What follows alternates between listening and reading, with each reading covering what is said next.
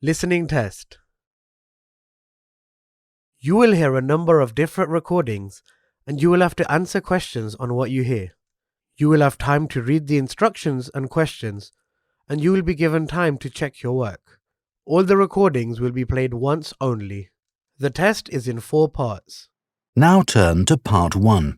You are going to listen to a conversation between 2 friends who are discussing the organisation of a party. As you listen, answer the questions. Write no more than 3 words for each answer. First, you have some time to look at questions 1 to 5.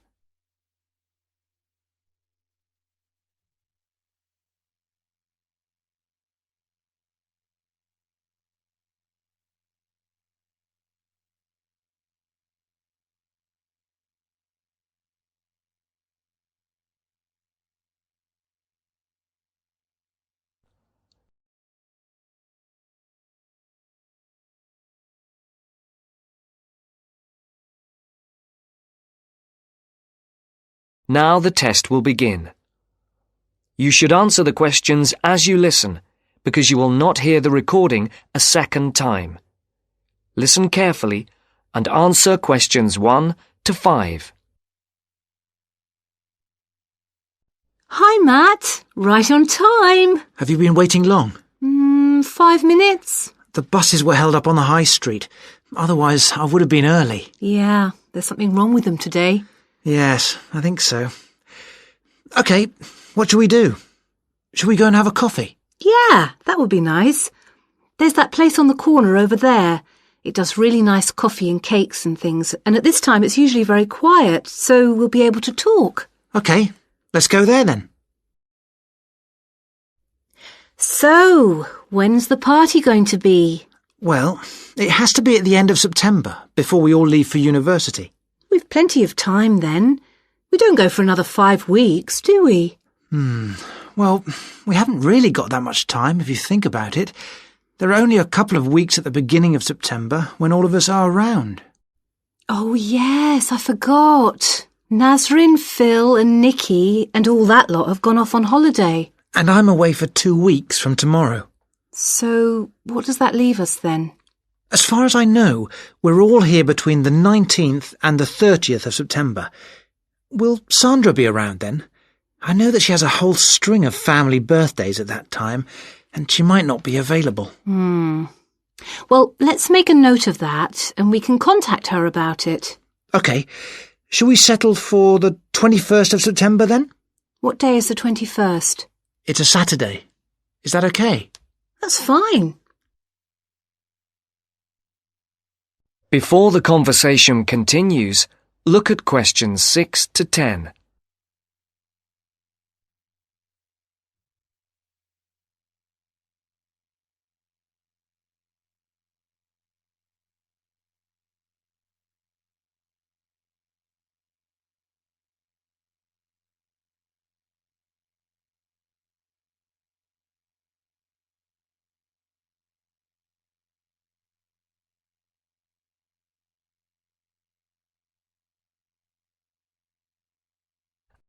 As you listen to the second part of the conversation, answer questions 6 to 10. For these questions, there are 3 alternatives, A, B, and C. Decide which alternative is the most suitable answer and circle the correct letter. And now for the tricky bit. Where are we going to hold it? Well, I spoke to Nikki last week and she volunteered her place as they have a huge house and garden. Oh, fantastic. Will her parents be around? Yeah, I think so, but she said they won't mind. Oh, right. Well, my parents wouldn't like it at all. Nor mine. But is it definite? Yes. When I spoke to her, she said it was definitely on. I'll just have to confirm the dates with her. We thought it would be one weekend in September, so I'll just have to make sure that that one is okay. One thing Nikki suggested, we could have a daytime party, as we could be outside if the weather is fine. Oh, wow. How far out does she live? It's not that far. Do you know where West Road crosses the bridge? Yeah. It's the first house on the right, with that huge drive up to the front door. Oh, right. I know exactly where it is. The road is off the A33 and runs north, then over the bridge and first on the right. I know it. Oh, the place is amazing. You know it has a big swimming pool. Does everyone know where she lives? Most of her friends do, but not all. But it doesn't matter, as we can put this map Nikki sent me in with the invitation. How shall we do the invitation? We can do it on the computer. I can scan the map, and we'll put it all onto an A4 page. Is this the address? Can I just write the address down? It's 93 West Road, and I'll take the phone number. It's 477130. Right. There's one other thing. Yes? We're all giving £10 towards refreshments and food. There'll probably be a barbecue. Do you think that's enough? Oh, right. Yeah, that's fine. And everyone will have to help tidy up afterwards, including the boys. That is the end of Part 1. You now have 30 seconds to check your answers to Part 1.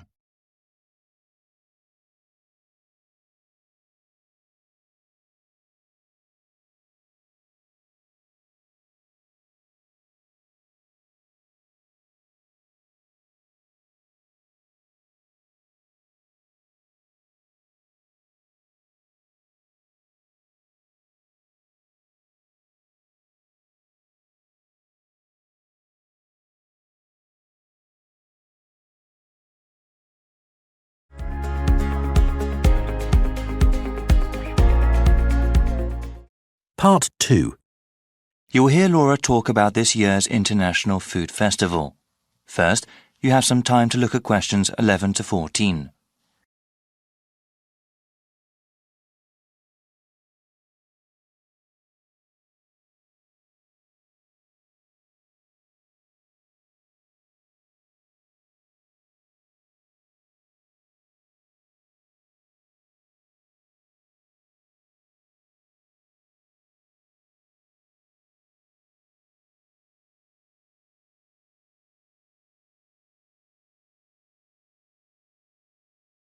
Now listen to the first part of the talk and answer questions 11 to 14. Good morning, everyone. Today we have a special guest speaker. Laura Lanthor is director of the International Food Festival this year. Laura, can you tell us about what to expect at the festival? Of course, Vincent. This spring, people in the city can go to the 7th Annual International Food Festival. This is a special event for the whole family. I do have to tell you, though, we are holding it at a different date than before. Easter is exceptionally early this year, and if the festival were held as usual, it would have fallen on the same weekend. This year, the festival will be held on the first week of April, before Easter. The festival will be held at the Walker Field grounds and will be divided into 4 main areas.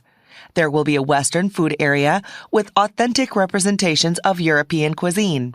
There will also be an East Asian section with chefs and products from Japan, Korea, and China. A South Asian section will have food from India, Vietnam, Thailand, and Indonesia. For the first time this year, we will also have a Latin American section where people can try things from Mexico, various Caribbean countries, and South America. There will also be special booths where people can learn about all these cuisines. This year, we are expanding the cooking workshop and demonstration portion of the festival. Attendees last year really seemed to like learning about food and having a hands-on experience. I'll give you a brief description of 3 of the workshops we have. Like I said, these allow you to participate directly in the making of food and teach you techniques you can use at home. For a full list of them, please go to our online website. We will give you the site address after the end of my talk. You will also find there the procedure to pre-register for the workshops. Pre-registration takes place when you buy your festival tickets and is highly recommended. Before you hear the rest of the talk, you have some time to look at questions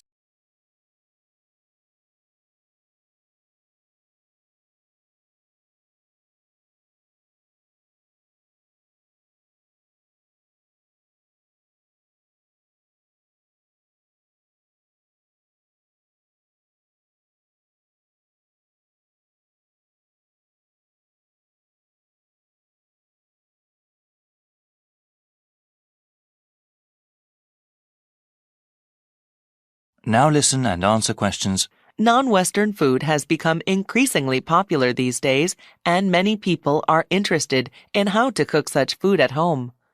Such cuisines use a variety of different spices, ones that aspiring cooks might not be familiar with. Therefore, our world tour of spices is a good introduction to the flavor profiles of other cuisines. I would recommend it for adults who want to seriously learn about cooking. Small children might not take to the more exotic spices. One workshop that is meant for children is Candy Adventures.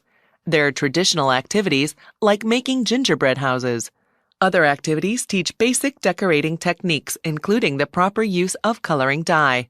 Kids can also learn how to make flowers and other objects out of cake frosting. We understand the concerns of parents regarding their children's health, so everything used in this workshop is either sugar-free or uses acceptable sugar substitutes. Lastly, we have a workshop that is suitable for the whole family. Salads Forever is a workshop for everyone interested in healthy eating. There will be different kinds of salads that people can try and demonstrations that show how to make them. Salads have grown in popularity these days and are a healthy addition to any diet if prepared the right way. The workshop will also teach how to make healthy salad dressings. I'm afraid that's all I have today. Please visit the festival website for more details.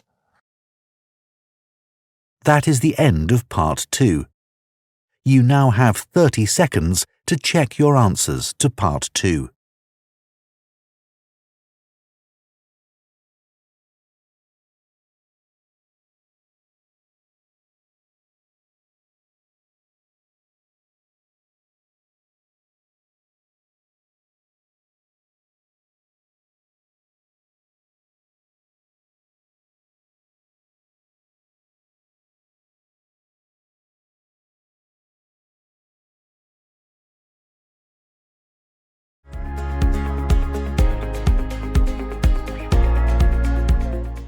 Part 3. First, you have some time to look at questions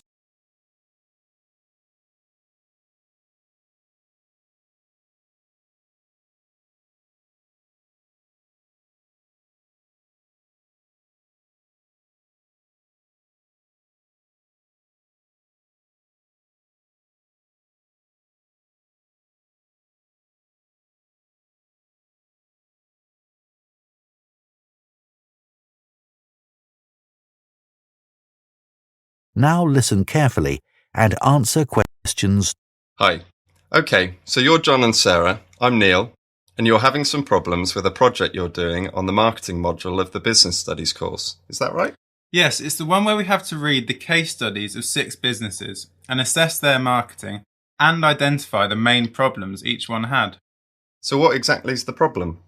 Well, we've been doing quite a lot of reading for it. Some of the readings we've looked at are quite difficult, but we still understand them, and they're interesting, so that's okay. It's taking a lot longer than we thought, though, so we're wondering if we can have an extension. We have a lot of other assignments too. Well, extensions can be granted.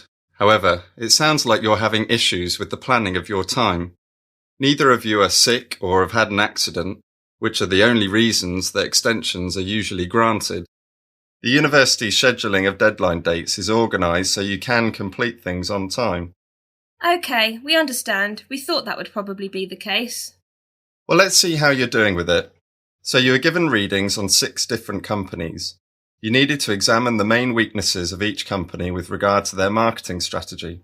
What did you find out about each company? Let's start with Stack's Stationery. They were very experienced in marketing, as they have been in the stationery market for such a long time. Their profits have generally tended to increase continuously for many years. However, they had issues with their staff because they felt that too much money was being spent on marketing, but their wages did not increase for such a long time. Princeton Windows were quite successful initially, as their marketing led to an increase in sales of 50%. However, this decreased again after a few months, so it just led to profits for a short time. They need to think about how they can sustain any increase in profits for longer periods. MK Cars focused on the wrong thing, because they didn't really understand who their target market was. Most of their buyers of cars are young people, but they advertised in newspapers that older people usually read. It would have been better to go for magazines popular with the younger generation. You must learn everything you can about who you are selling to. Lakeside Golf was probably the most successful of the 6 companies. They managed to generate a long-term increase in membership over a 3-year period. The only real issue they had was that they weren't ready for the increase in numbers of people coming to play golf, so some people started to complain about the service there. Bryson's meet seemed to be a bit of a disaster really all round. They actually saw a drop in their numbers of buyers, though it seems fairly sure that this was related to other problems outside of the company, rather than their marketing. There was a scare about meat during the period we are studying, and that meant that people bought less, so it may not actually be the company's fault. Mojo's Music Shop, which sells CDs and DVDs, did pretty well. Their sales have been continuously increasing, and this is very good as they are in a very difficult market. A lot of people aren't buying music from shops anymore as they download it instead, so to keep going in that situation shows that they had a very successful marketing campaign. They will have to work hard on this though, due to the number of websites online providing the same service. Now, you have some time to look at questions.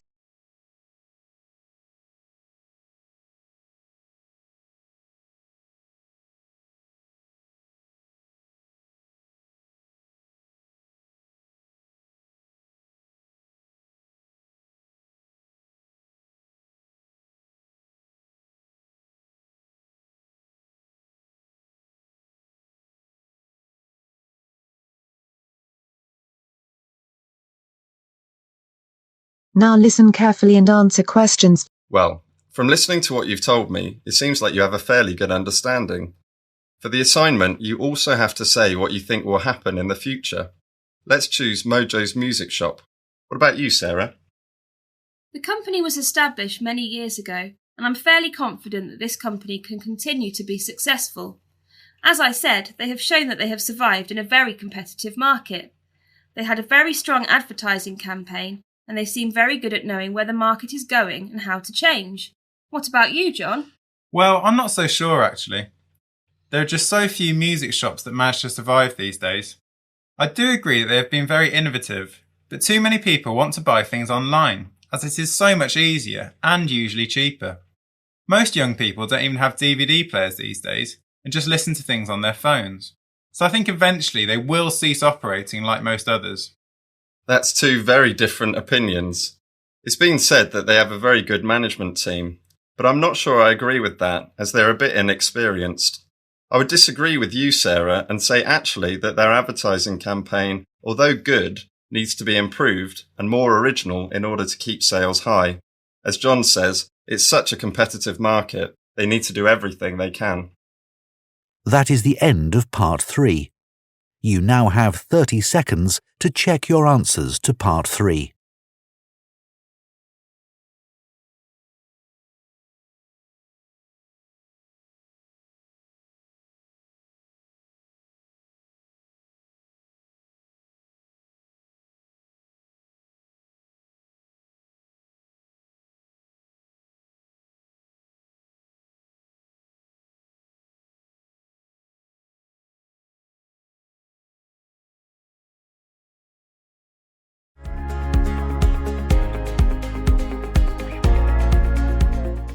Part 4. You are now going to hear a lecture about the behavior of dolphins. First, you have some time to look at questions 31 to 40.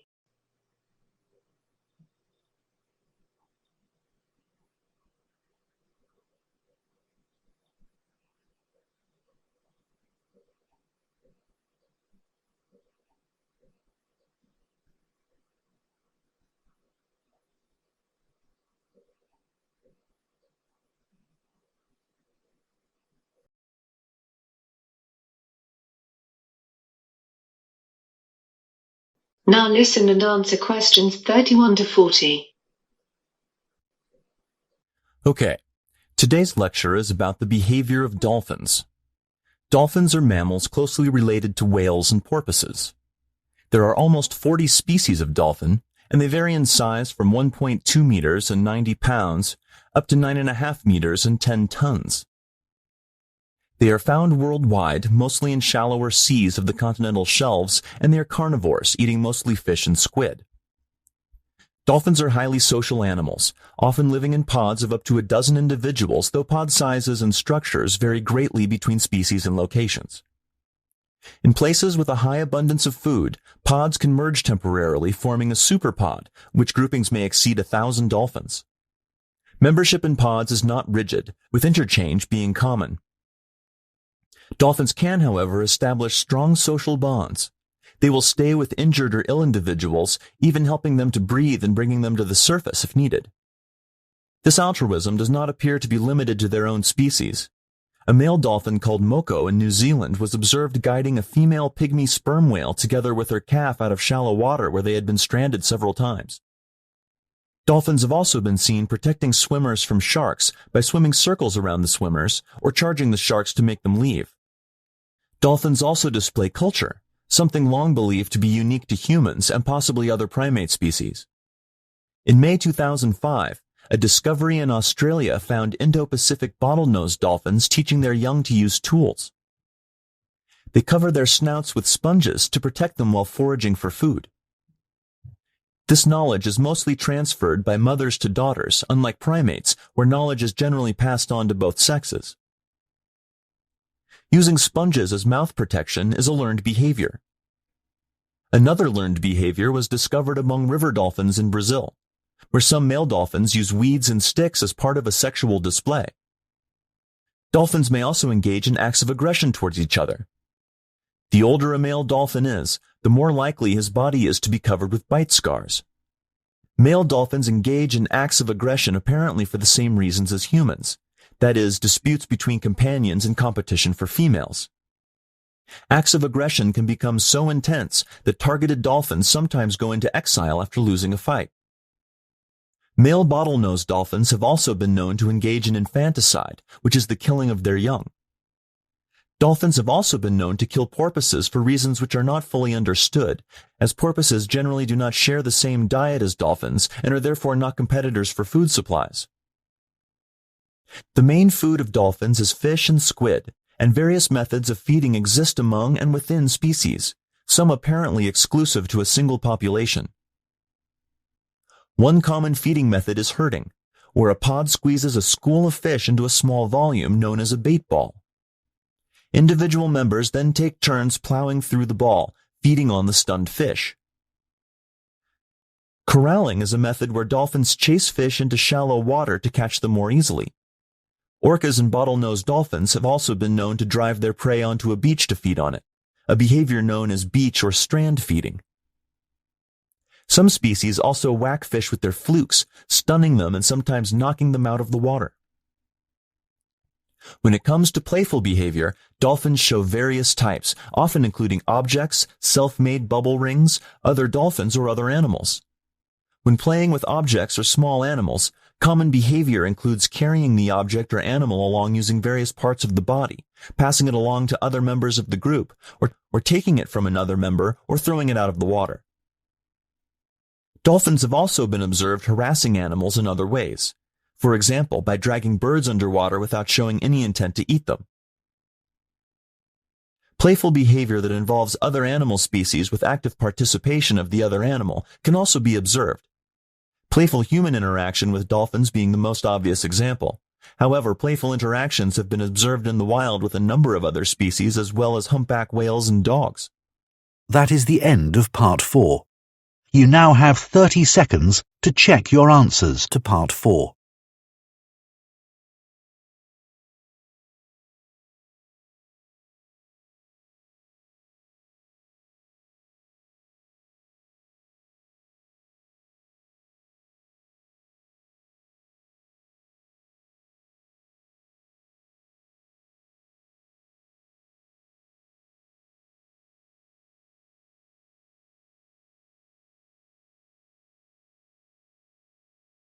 That is the end of the listening test.